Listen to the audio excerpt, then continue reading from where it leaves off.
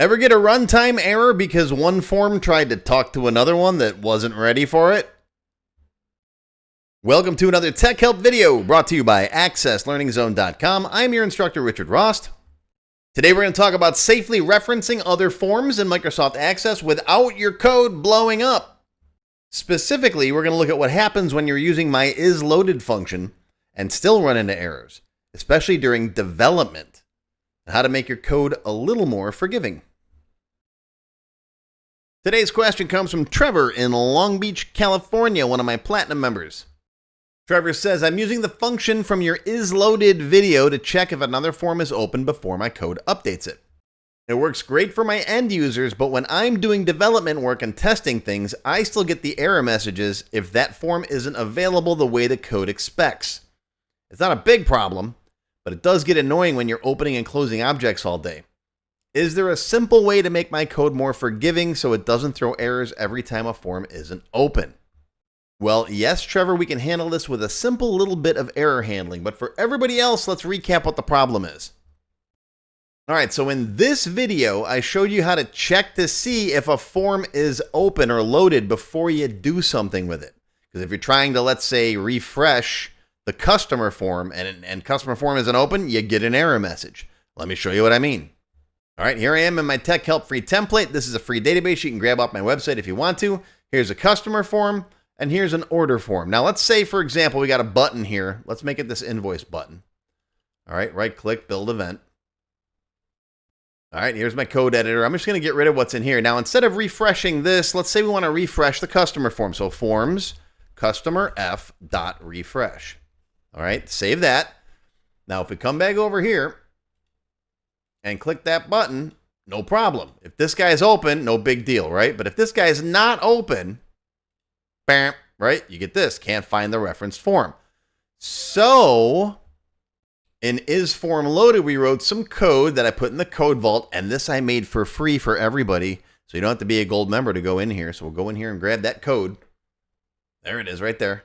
All right, IsFormLoaded. I'm going to copy this. We're going to come back to our database. Now, I'm not just going to put it in this form. I want this to be a global function. So I'm going to come down here. If you don't have a global module already, create one, right? It's just create and then module, not class module, regular module. But I already have one, so I'm going to stick it in the global module. I'll put it right in here, and we'll go, boop, there we go. Now we've got IsLoaded. And IsLoaded just looks at CurrentProject.AllForms, which is a collection of all the forms, and checks to see if it's loaded. All right, now IsLoaded is special. We'll come back to this in just a minute. Save it, debug, compile once in a while. Let's come back over here, and now I'm going to close it, and then open it, and then open. Oh, we have to put the code in the form too, right? Duh. I almost skipped a step. See, right-click, build event. We can come right in here now, and we can say if IsLoaded customer F, then refresh it. Or if you want, you could even do this. You could say refresh it, otherwise, else, right? Message box, customer F is not open, right? You could tell the user what the problem is. I'm all about that, right? All right, let's try it one more time. Ready? Orders, and then we'll click the button. All right, it refreshed it. It's good. And you can kind of see it flash over here a little bit. But if it's closed, all right, you get the problem there, and it says it's not open. Now, here's the big deal, though. Here's the problem that Trevor's having. For your end users, this works just fine. No big deal, right? Because they can't go into design view. But watch this. If Trevor's working and he's in design view and he clicks the button, you get the error message again. Why is that? If it hit debug, it's having a problem with this because IsLoaded, the way it's written, let me hit stop here. Let's go into the function, right click definition. The way this is loaded is this collection IsLoaded doesn't care what state that form is in. It could be in form view, which is regular normal view, right? It could be in design view, layout view. What's the other one? Oh, data sheet view. Right, I had to think for a second there, right? So there's 4 different states that could be in. And IsLoaded just says, yeah, the form's open. It's loaded, but doesn't tell you what it is, what state it's in, and you can't refresh it if it's in design view, right? So what we have to do is there's 2 things we can do. The first thing and the easy thing to do is just ignore the error. right? If it errors out, just ignore it and skip it by. Or we could check to see what state that window's in. That's a little more complicated. We're going to do that in the extended cut. But for now, for Trevor, all you have to do is you can come right here and type in on error, resume next. I should probably put that in the code vault code too, right? And we should also give this a default value in case this one throws an error. So I'm going to come up here and say, by default, isLoaded equals false. All right. Now, this isn't really the trouble spot. We're just handling any errors that might happen in here. The real trouble spot's going to be back out here. Because isLoaded is still going to return a true if this guy's in design view. So right here, we're going to also have to say on error, resume next. Oops. Next. Looks like that. So if this guy is in design view, this thing here we'll just ignore. So we'll hit save. All right, debug compile. Come back out here, close it, close it. Now we're going to open this, open the order form. Right now it's okay. All right, if I go into design view now, or if I let's do the other one. If I close this, it's okay. Whoopsie, because we're getting the customer ref is not open. But if it's open and in design view, and again, this should only happen for Trevor, because Trevor's the developer. Your end users should never be able to go into design view. I've got whole separate videos on how to do that. If I hit the button now, nothing happens, but at least I don't get the error message, right? Because the on error resume next is swallowing it. Now, this is where I like to give a little warning, because suppressing errors like this definitely has its place. And honestly, I use it all the time, but you've got to understand both sides of it before you start sprinkling it everywhere, because I've got old databases where there's on error resume next everywhere.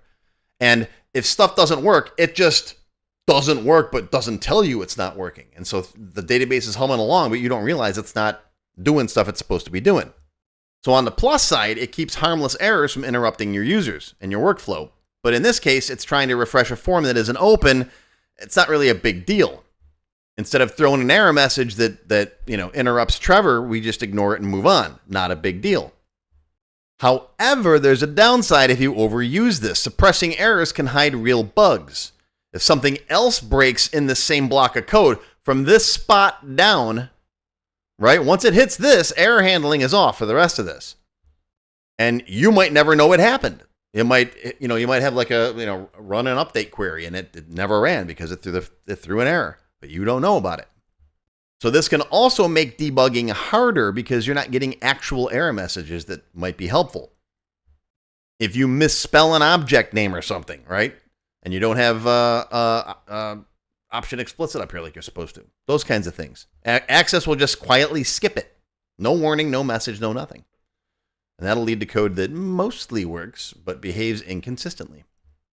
Throwing on error resume next everywhere is like pulling the batteries out of your smoke detector because it chirps once in a while, right?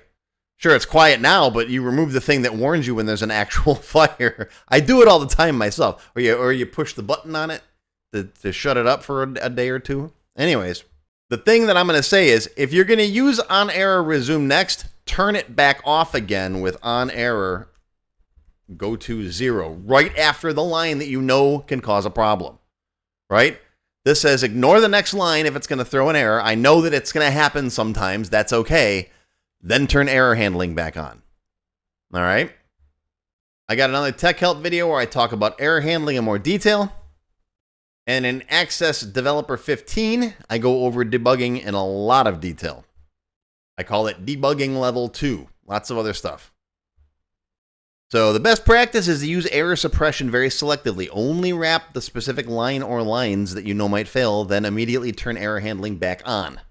Right? You know it's a predictable risk, that's fine. And you're not worried about other stuff. So this is the easy fix for Trevor's problem. Right? Just throw on error resume next around that. Now the proper fix is to actually look and see, okay, this guy's open, but what state is it in? Is it in design view? Is it in datasheet view? Is it in layout view? Is it in form view? We're going to do that in the extended cut for the members. All right. In the extended cut for the members, we're going to take this to the next level. We're going to build a function that doesn't just check whether a form is loaded. We're going to make sure it's open and actually usable in form view. This means no more false positives when a form is sitting there in design view, layout view, or datasheet view, unless you want those views. I'm going to show you how to figure out what view it's in. So if you want datasheet view, that's okay too.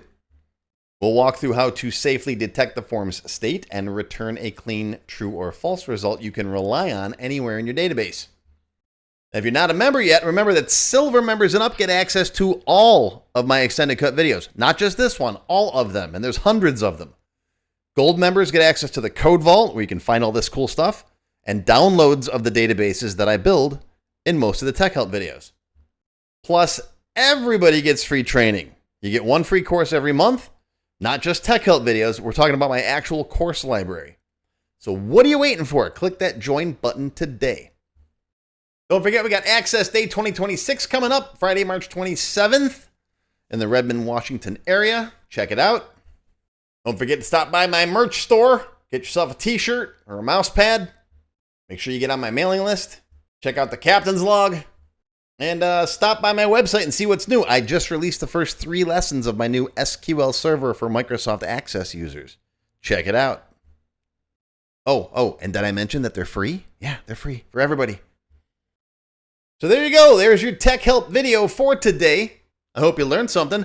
Live long and prosper, my friends. I'll see you next time. If you enjoyed this video, hit that thumbs up button right now and give me a like. Also, be sure to subscribe to my channel, which is completely free. And make sure you click that bell icon and select all to receive notifications whenever I post a new video. Do you need help with your Microsoft Access project?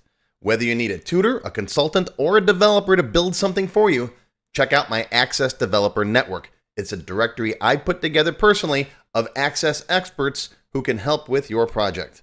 Visit my website to learn more. Any links or other resources that I mentioned in the video can be found in the description text below the video. Just click on that show more link right there. YouTube's pretty good about hiding that, but it's there. Just look for it. Now, if you have not yet tried my free Access Level 1 course, check it out now. It covers all the basics of Microsoft Access, including building forms, queries, reports, tables, all that stuff. It's over 4 hours long. You can find it on my website or my YouTube channel. I'll include a link below you can click on. And did I mention it's completely free? And if you like Level 1, Level 2 is just $1. That's it. And it's free for members of my YouTube channel at any level. Speaking of memberships, if you're interested in joining my channel, you get all kinds of awesome perks. Silver members get access to all of my extended cut tech help videos, and there's hundreds of them by now.